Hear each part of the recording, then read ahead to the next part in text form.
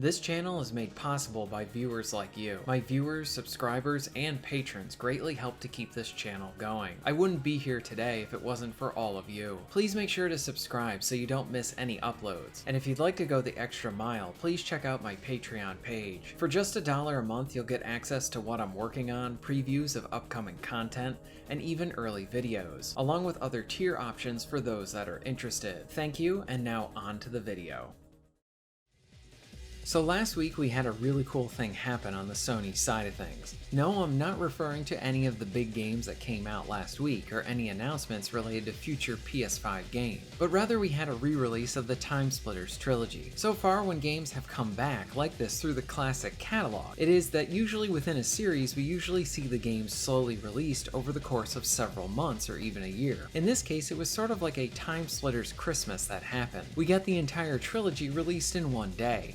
The prospect of being able to play these games again on a Sony console is really awesome. Yes, 2 and 3 have been available on the Xbox for a few years now, but now the availability would be even greater with these re-releases. After getting to spend some time with these titles, it's just fantastic to have these games back, in some capacity. Yes, they still deserve some remasters so that everyone can play them easier. Like, it would be great to see a Timesplitters collection on all platforms, so that everyone can experience the first game and honestly have them all on PC as well. But more specifically on PlayStation, I found something odd about the release of these games. There were no trophy lists provided with any of them, and even the PlayStation dashboard pictures of the games were messed up because it would show Timesplitters 1 for the backgrounds of 2 and 3. It feels like a bit of a missed opportunity to not have any sort of trophy support here, especially for new and returning players.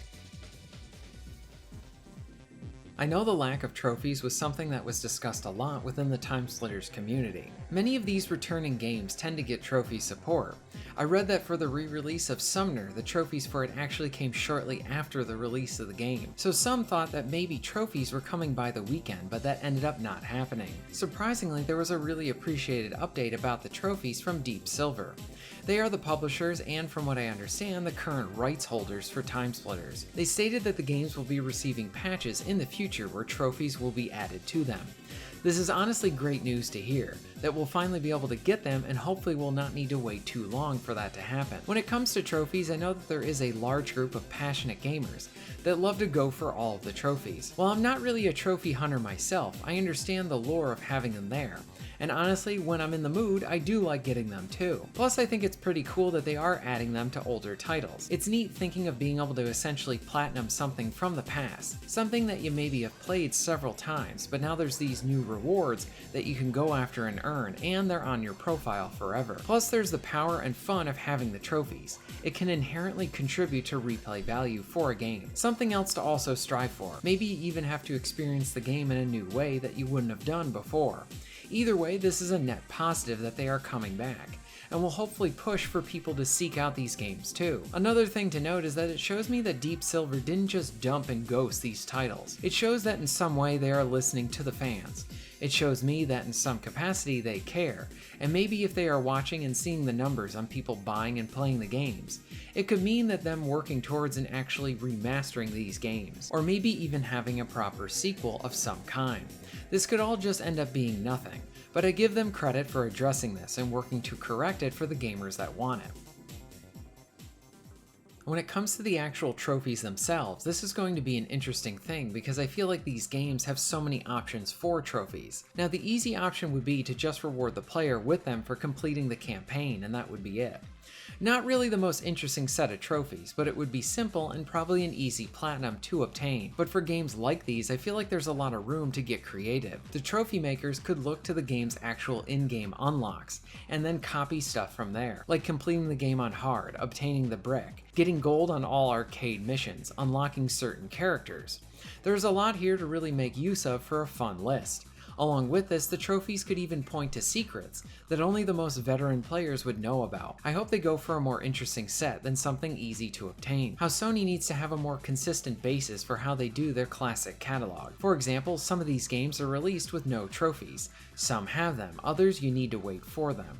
Some of this stuff just needs to be a standard. Like if a game is coming to the classic catalog, it needs to have a trophy list of some kind. Along with this, it brings me back to other issues that I have with this service. We need consistent pricing overall.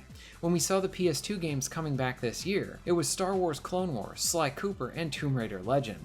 The first two games were pretty reasonable when it came to their price. They were either around or under $10, but Tomb Raider Legend was $20 for the game. The pricing just seemed very inconsistent, and like it was haphazardly chosen for the service. My point with all of this is that we need consistency in a lot of areas for this service, and to Sony's credit, it does appear like they are trying when it comes to the classic catalog. They have continually been adding more games to the service. They took on a new porting company to make more PS2 games available to its player base, and now it seems like more and more games are coming out, as evident with us getting all 3 of the Timesplitters games in one release, instead of trickling them out over the course of several months. Plus, Sony seems to be looking into getting PS3 games to join that classic catalog in some capacity. So Sony has made good moves, I just want them to continue and refine it all further.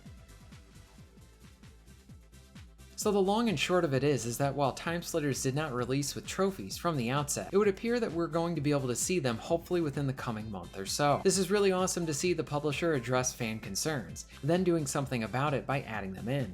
This now makes me wonder, is this something that could be done with online play along with older titles?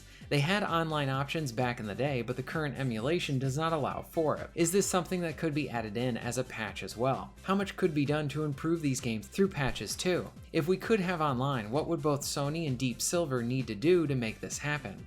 This is all stuff that I wonder about, and I wonder what is in store when bringing more titles back too. For right now, it's a nice set of options to be able to explore this expanding classic catalog. And for those interested in Timesplitters and they don't want to wait for the trophies, know that if you're a first timer, there is so much to play and unlock in these games.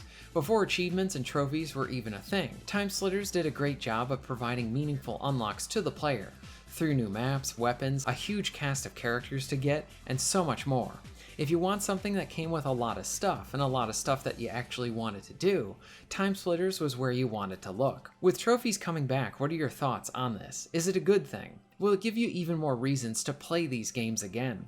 Let me know in the comments down below. If you're interested in supporting the channel, please check out my Patreon page. For just $1 a month, you can help to keep this channel going strong, and this allows me to be able to do more for my awesome audience. Please check out the links in the description and pinned comment for ways to support the channel. And most of all, thank you very much for watching.